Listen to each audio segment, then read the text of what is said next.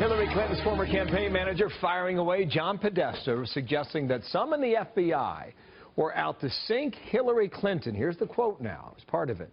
There are at least forces within the FBI that wanted her to lose. I'm not sure they really understood the alternative, but they wanted her to lose, end quote.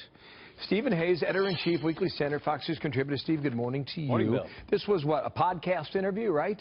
It was, right. Going back and forth. You heard it. How did it sound to you? Well, look, I mean, it sounded whiny. There were forces within the Department of Agriculture that wanted Hillary Clinton to lose. There were forces in red states that wanted her to lose. There were forces in blue states that wanted her to lose. It was the combination of all of those forces that's why she lost. What John Podesta didn't do, because I think at this point John Podesta can't do, is provide evidence to back up his speculation that there was some plot afoot in the FBI. And for Democrats broadly, for Democrats nationally, this kind of whining doesn't do them any good at this point. It's backward-looking at a time when their party would like to be forward-looking. Well, I remember John Podesta wrote this back in December. On screen for viewers, Washington Post op-ed. The more we learn about the Russian plot to sabotage Hillary Clinton's campaign, elect Donald Trump, and the failure of the FBI to adequately respond, the more shocking it gets, end quote. That same article, he went on to suggest a number of things, including a 9/11 commission to investigate the ties between Russia and the Trump team. Now, is that where this began, or was it prior? No, I don't think so. Where was Podesta getting this? And, I mean, you raised the question of evidence. Where's the evidence on this now?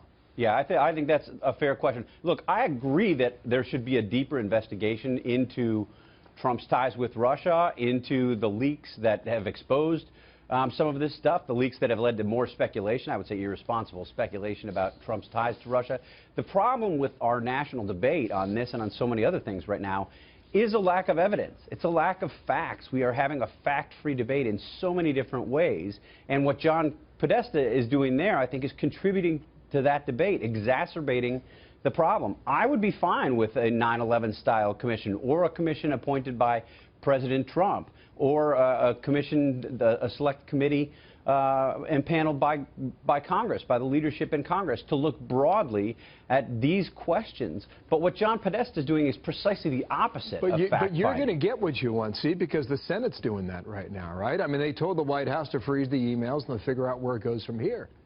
Right. I think it's good. I think the more we know, the better we know. And the more we know it from independent actors, the more believable it will be to a very skeptical public. I mean, the public is skeptical now, not only of politicians, as I think they ought to be, but of journalistic institutions. That's a healthy instinct that I think is now going too far. You want to be skeptical of what you're getting from the news media, broadly understood. Now we're at the point where nobody believes anybody on anything anymore, and that's unhealthy for our republic. And I think the more information we can provide that is solid, fact-based about all of these questions, the better off the public will be in being able to making determinations about what they think. That's a really good point.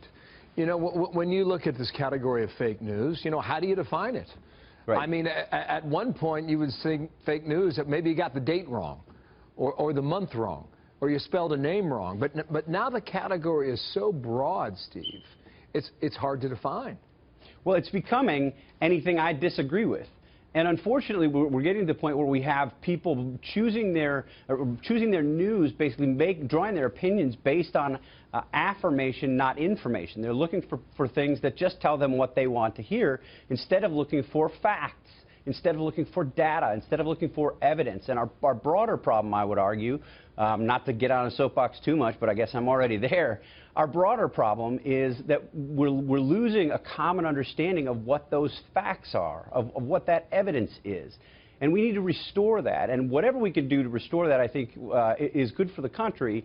But the kind of speculation that you heard from John Podesta there, sort of just casually suggesting that this might have been an FBI plot to take down Hillary Clinton, well, that contributes to the problem. That exacerbates the problem. It's precisely the opposite of what we want right now as we try to have this conversation, this national discussion. Just to bring it back to Podesta, I don't get the sense that this is going to disappear. And in all likelihood, it will be present for all 4 years of this administration's term. Last thought, quickly.